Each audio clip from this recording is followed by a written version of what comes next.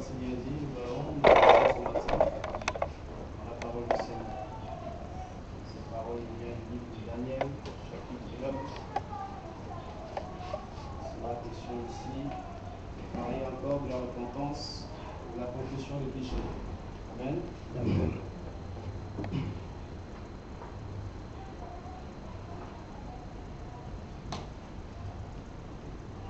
Daniel, chapitre 9. Vous savez, le prophète Daniel, pour ceux qui connaissent la petite histoire, c'est un prophète qui a été beaucoup persécuté pour le nom de Jésus, pour le nom de Dieu. Amen. Il a vécu beaucoup de souffrances. On l'a mis dans la fosse de lion, on l'a mis dans la fournaise, on l'a flagellé même à un moment donné. Amen. Mais il s'en est tiré parce que Dieu finit toujours par être vainqueur. Au-delà des tribulations, des persécutions, des souffrances que nous pouvons endurer, le Seigneur nous accorde toujours la victoire. Amen. Donc ce matin encore, le Seigneur va insister sur la repentance. Vous savez, pour servir Dieu, condition sine qua non, c'est de se repentir, de confesser ses péchés, d'oublier le mal et d'accepter le bien. Amen. Mais si nous faisons le contraire, nous n'allons jamais progresser dans la vie. Hier encore, je suivais une prédication d'un pasteur pentecôtiste à la radio qui disait que même quand on se repent, le diable ne nous fuit pas. Amen. Même quand on se confesse, le diable s'en fout de nous. Et pourquoi le diable s'en fout de nous? Lorsque nous nous confessons, lorsque nous reconnaissons nos péchés, c'est tout simplement parce que nous ne sommes pas sincères. Amen. Parce que si tu es sincère dans la repentance, si tu es sincère dans la confession de ces péchés, le Seigneur va te délivrer. Amen. Si tu viens ici pour vraiment changer, avec pour objectif de changer sérieusement, sincèrement, le Seigneur va faire quelque chose pour toi. Amen. La vérité pour Dieu. Mais si ce n'est pas le cas, vous pouvez passer des années ici, des siècles même, voire vous n'aurez jamais de solution au problème. Amen. La vérité pour Dieu. Donc nous allons nous exhorter à travers ce livre. Daniel chapitre 9, si nous sommes à la page du nom de Jésus-Christ. Durant la première année où Darius, fils de Xerxès, de la dynastie Hermède, régna sur le royaume babylonien, moi, Daniel, je consultais les livres sacrés afin de comprendre la signification de ce que le Seigneur avait communiqué au prophète Jérémie concernant les 70 années pendant lesquelles Jérusalem devait être en ruine. Je me mis à jeûner, vêtu d'habits en étoffe grossière, la tête couverte de sang. Je me tournai vers le Seigneur, Dieu, pour le prier et lui adresser des supplications. Je présentai au Seigneur, mon Dieu, cette prière de confession des péchés. Amen. Chaque fois que nous venons vers le Seigneur, pour ceux qui l'ont déjà fait, ne serait-ce que le premier jour ici, ils savent que quand on va vers Dieu pour se confesser, pour connaître ses péchés, on s'humilie. Amen. On devient petit. On laisse le Seigneur prendre la première place. On s'abaisse devant lui. Il nous pardonne. Amen. C'est ce que le prophète Daniel va faire dans ce livre pour que le Seigneur ait compassion de son peuple. Ah Seigneur, Dieu grand et redoutable, tu maintiens ton alliance avec ceux qui obéissent à tes commandements et tu restes fidèle envers ceux qui t'aiment. Nous avons désobéi, nous avons péché, nous sommes coupables, nous sommes révoltés contre toi, nous nous sommes détournés de tes commandements et de tes règles. Nous n'avons pas écouté les serviteurs des prophètes qui ont parlé de ta part à nos rois, à nos chefs, à nos ancêtres, au peuple tout entier. Amen. En vérité, vous savez que parfois, c'est quand les œuvres de Dieu sont déjà visibles, c'est quand la couleur de Dieu est déjà visible, on se rappelle des paroles qu'il nous a dites. Amen. Et à ce moment, on commence à se remettre en question. On commence à regretter. Parce que le Seigneur parle à travers ses envoyés, il parle à travers ses prophètes. Mais il y a parfois des gens qui ont les oreilles fermés. Amen. Certains ont la bouche fermée, les yeux fermés. Ils ne veulent rien savoir ce que Dieu dit. Et c'est quand les malheurs commencent à s'abattre sur son peuple, nous prenons conscience que c'est le Seigneur qui a parlé. Amen.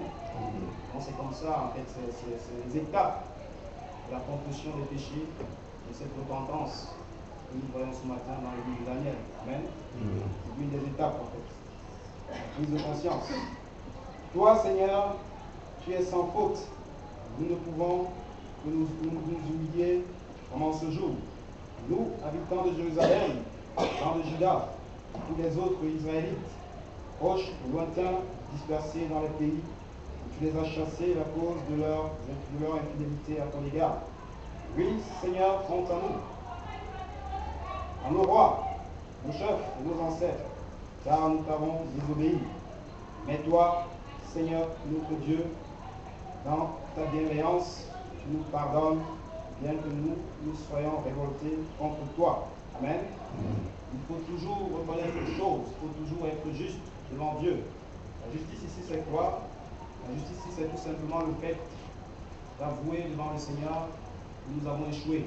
Amen. Que nous n'avons pas obéi à sa parole. Que lui seul nous tienne par la main, nous conduit sur le droit chemin. Amen. C'est ça être juste.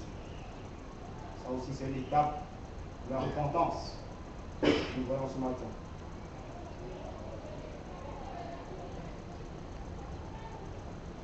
Nous ne t'avons pas écouté lorsque tu nous as ordonné d'obéir aux lois que tu nous communiquais par tes serviteurs les prophètes. Le peuple d'Israël en entier a violé ta loi et s'est détourné pour ne pas écouter tes instructions. Alors, à cause de nos désobéissances, malédiction promise dans la loi de Moïse, ton serviteur, s'est déversée sur nous. Tu as réalisé ce que tu avais annoncé au sujet de nous-mêmes et des chefs qui nous gouvernent. Tu as fait venir sur nous, à Jérusalem, des malheurs tels qu'on n'en a jamais vu ailleurs dans le monde. Conformément à ce qui est écrit dans la loi de Moïse, tous ces malheurs nous sont arrivés. Et nous, Seigneur notre Dieu, nous ne t'avons pas supplié de t'apaiser. Nous ne nous sommes pas détournés de nos péchés. Nous n'avons pas tenu compte de ta ferme résolution.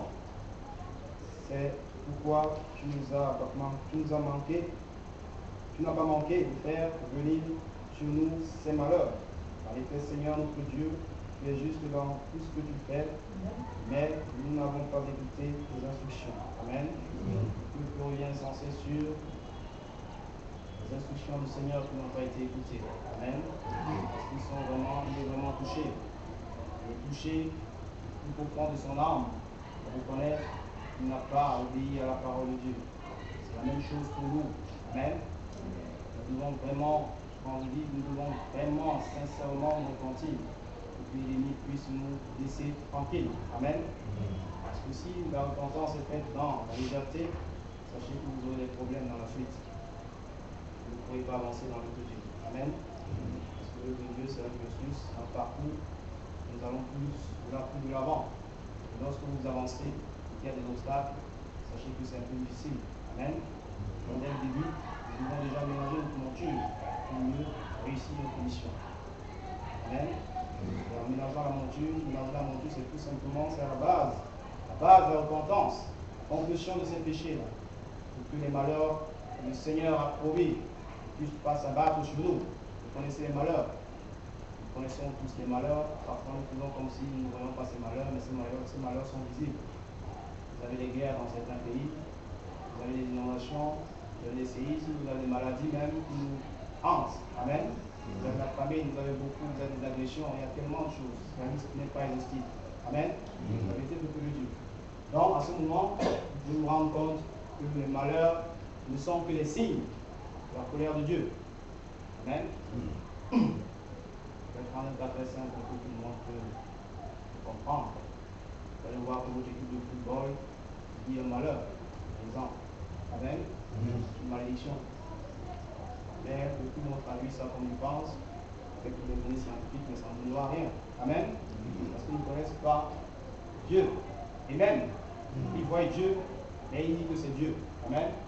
La vérité, c'est un peu comme Pharaon quand il était très orgueilleux. Pharaon était tellement orgueilleux qu'il n'a pas vu. Ce n'est que lorsqu'il a vu son peuple, son armée inondée dans la mer, il a cru que c'était le Seigneur qui lui parlait. Amen. La vérité, c'est que Dieu. Donc nous pouvons être comme Pharaon. Nous pouvons avoir un cœur d'orgueil, un cœur endurci comme la pierre. C'est possible. Mais nous ne sommes pas de ceux-là qui s'égarent. Nous sommes de ceux-là qui vont l'avant, qui réussissent. Amen.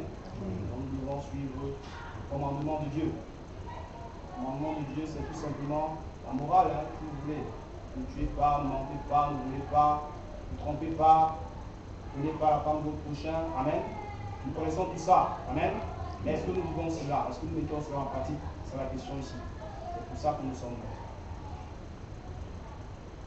C'est pour ça que nous sommes ici. Et si on ne récite pas la parole de Dieu pour réciter, il faut la vivre. Il faut la mettre en pratique. Il faut que les résultats soient visibles. Amen. On ne dit pas, je ne mens pas, je ne vole pas. Et pourtant, au fond, on le fait. Ça n'a pas de sens à ce moment-là. Au contraire, ça nous compromet, ça nous empêche d'avancer.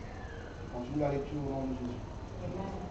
Verset 15. Seigneur notre Dieu, lorsque tu as fait sortir ton peuple d'Égypte, grâce à ta force irrésistible, tu as acquis une renommée qui subsiste encore aujourd'hui.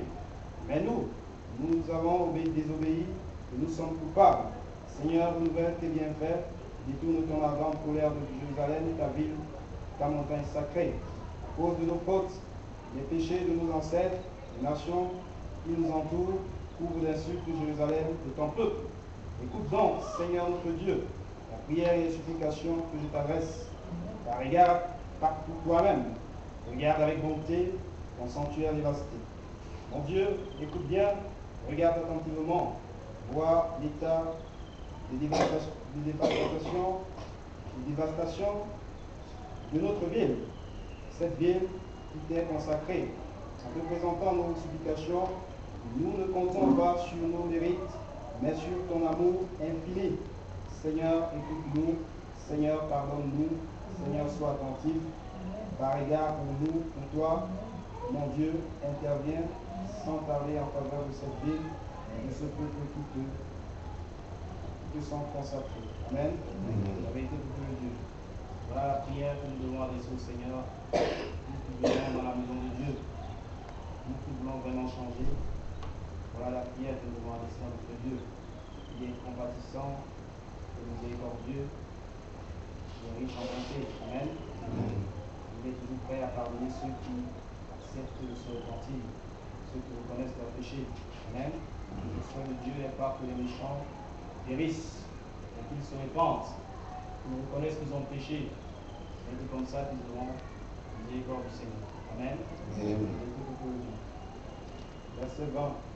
Je continuais de prier, de confesser mes fautes, et celles d'Israël, mon peuple, et celles d'Israël, mon peuple, et d'adresser mes supplications au Seigneur mon Dieu au sujet de sa montagne sacrée. Or, tandis que je priais ainsi, l'ange Gabriel, que j'avais vu dans ma vision précédente, s'approcha de moi d'un vol rapide, à l'heure où l'on offre le sacrifice de l'après-midi. Il m'instruisit en me disant, Daniel, je suis venu maintenant pour éclairer ton intelligence. Dès que tu as commencé de supplier Dieu, un message a été prononcé de sa part. Je suis venu te le communiquer, car Dieu t'aime. Efforce-toi donc de comprendre ce message et de discerner le sens de la vision. Une période de 77 ans a été fixée pour ton peuple, pour la ville où tu demeures. C'est nécessaire pour que la désobéissance prenne fin, que les fautes cessent, que les péchés soient pardonnés, que la justice éternelle se manifeste, que la vision de la prophétie s'accomplisse, et que le temple de Dieu soit consacré de nouveau. Voici donc ce que tu dois savoir et comprendre depuis l'instant où a été prononcé le message concernant le retour d'exil, la reconstruction de Jérusalem jusqu'à l'apparition du chef consacré. Il y a cette période de 7 ans. Ensuite, pendant 62 périodes de 7 ans, la ville et ses fortifications seront reconstruites, mais les temps seront difficiles. À la fin de ces 62 périodes, un homme consacré sera tué sans que personne défende. Puis un chef viendra avec son armée et détruira la ville et le sanctuaire. Toutefois, ce chef finira sous le déferlement de la colère divine. Jusqu'à sa mort, il mènera une guerre dévastatrice.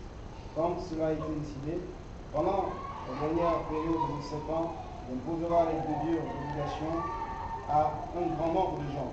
Au bout de 3 ans et demi, il fera même cesser le sacrifice et les offrandes. Ce dévastateur accomplira ses œuvres abominables avec rapidité jusqu'à ce que la fin qui a été décidée s'abatte sur lui. Amen. En fait, c'est un plan divin. Vous savez, il y a beaucoup de plans. Même ici, nous suivons un plan depuis des années. Amen. Un plan qui s'étend sur les périodes, qui s'étend sur les années. Amen. C'est un peu comme ce plan que Daniel a reçu de l'ange de Dieu. Donc, sachez tout simplement que le Seigneur nous aime. Le Seigneur nous aime.